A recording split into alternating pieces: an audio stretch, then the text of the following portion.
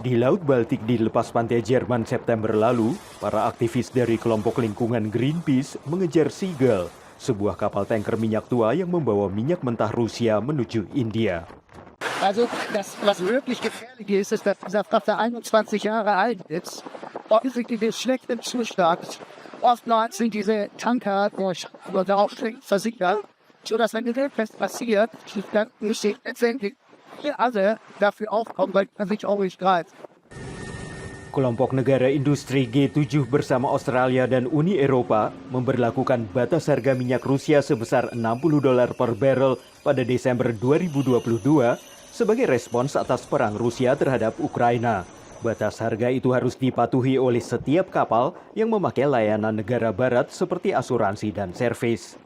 Rusia merespons dengan membentuk apa yang disebut armada bayangan tanker yang sudah tua dan tidak memiliki hubungan dengan negara barat, memungkinkannya untuk menjual minyak ke seluruh dunia, sebagian besar ke Tiongkok dan India. Jumlah armada ini diperkirakan mencapai hampir 600 kapal. Negara-negara barat telah menjatuhkan sanksi terhadap perusahaan-perusahaan pelayaran atau kapal-kapal individu. Namun sebuah laporan dari Kyiv School of Economics yang diterbitkan Oktober lalu menyebutkan armada bayangan ini terus bertambah dan kini mengangkut hingga 70% minyak dari Laut Rusia. Russia has also reflagged these vessels to more and more obscure jurisdictions where the standards in terms of technical standards and so forth are suspected to be low. The insurance that Russia has found is suspected to be inadequate, meaning it wouldn't be able to actually pay out in the case of an incident. And we've already had several close calls. So far, no major oil spill, but it's really just a question of time until that happens. Negara-negara pesisir menyatakan kekhawatiran atas keselamatan dari tumpahan minyak.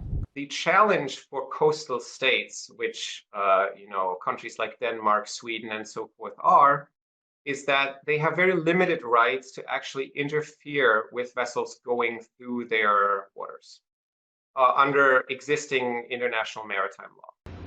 Menurut Benjamin, negara-negara barat harus menerapkan aturan asuransi untuk mengatasi armada bayangan itu.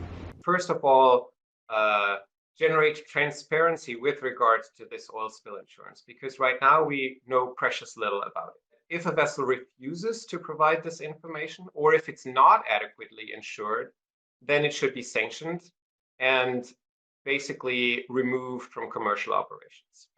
Oktober lalu, Inggris menjatuhkan sanksi terhadap 18 kapal tanker armada bayangan Rusia lainnya, sehingga jumlah total kapal yang dikenai sanksi menjadi 43 kapal.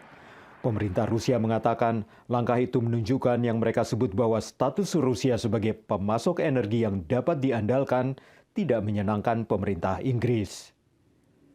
Dari Arlington, Virginia, saya Helmi Yohanes dan tim VOA.